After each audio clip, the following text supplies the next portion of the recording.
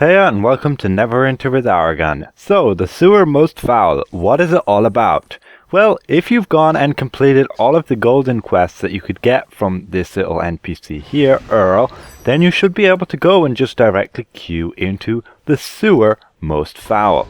So you queue up and you'll get it to pop pretty frequently, especially now since it's only just been released and people are wanting to jump in. Alternatively, you can also jump in private with a group of friends or even solo. However, I don't really recommend solo whatsoever. But I'm just going to show you a simple trick at the beginning. Now, many of the mob fights you can just skip and bypass and go and encounter them later on. Like, I can just run past these initial groups of mobs and you continue along the sparkly trail. That's it really. Just follow the sparkly trail until you get to a point where you're initially going to have a cutscene just here. You're going to have a cutscene and you're going to have to fight these undead chickens, which do a lot more damage than the mobs before. So make sure you just run past them, try and tank the damage. Now there can be a variety of different classes. What you want to do is get here and then turn right instead of turning left and get to this campfire. Now feel free to die and you'll reset back at this campfire. Like, these guys are going to come and they're going to slaughter me. And yeah, there's no down state. Once they kill you, and all you can do is release and you'll spawn back at the campfire at which you initially spawned. So now you can jump and you can pick up the different classes. So if you want a DPS class, make sure you take this Sneaky Scratcher. He's the best DPS class for both AoE and, yeah, basically boss damage as well. You do have the Fire Chicken if you want to stay back. You have the Healer Chicken, highly recommend at least one of them in the party. And then you have the Bulk Blocker, also highly recommend to have one of them in the party. The Bulk Blocker is basically the tank, and that's of course the healer. And this dude's some hybrid, so don't worry about him.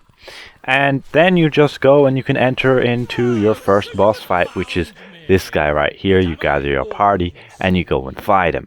Now, I went and done this just recently with an actual party and we got through it fairly easily. So first up, you have the Chicken Necromancer boss, and you have these three guys and you want to beat them up. And you have one guy who is like a boss bar, and this is like mirror image if you ever know D&D. You beat up that first boss, and after successfully defeating it, you basically go down into these lower sewers. So you have the next level of sewers. Again, you have pile of mobs, which again you can just run past. If you're the Sneaky Scratcher Chicken, you can easily just run past all of them and go invisible. It's nice and easy, and you make sure to make use of that speed boost on the right click. So you've went and you finally then get to the second boss, which is like this dragon, which again you can just beat him up. Try to stay out of his AoE. He will push you away sometimes. Just don't get caught in his fire breath. And all around it's pretty regular. You can switch your role within a boss fight. You'll see these glowy areas of the certain colors of the classes. So you will be able to change role there.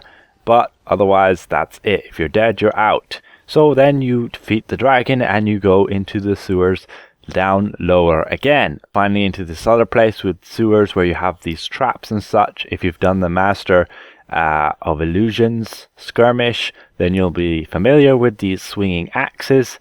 They'll do lots of damage to you this part. They won't actually knock you off. I foolishly fell off the first time it went, but then you can get all the way across and you queue up then, or you group up for the last boss, who's like this cook guy. Anyway, I think you can just go all Sneaky Scratchers here and just kill him. He doesn't really do any damage or anything. Just make sure you move out of his AoE. And that's it really. The combat feels a little stale in my opinion. It's not as interactive as with normal classes, but I guess it's just a little bit of fun. And you finally beat up that cook, the Master Chef guy, and you go and you get your chest. There's only one chest, and yes, you can re-roll it.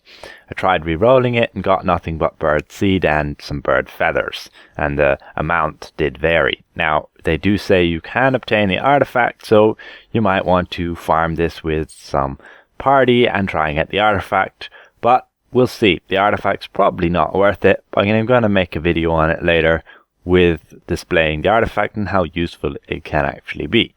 So, with that being said, hopefully I presented this well. If I did, consider leaving the video a like. And if you're new around here, consider subscribing. And we'll see you guys around. Goodbye for now.